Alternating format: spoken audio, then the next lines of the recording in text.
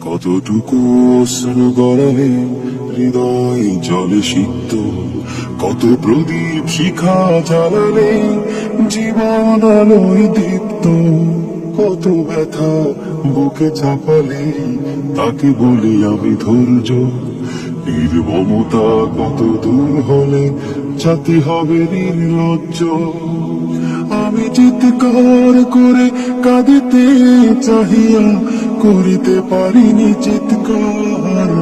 আমি চিৎকার করে কাঁদিতে চাহিয়া করিতে পারিনি চিৎকার।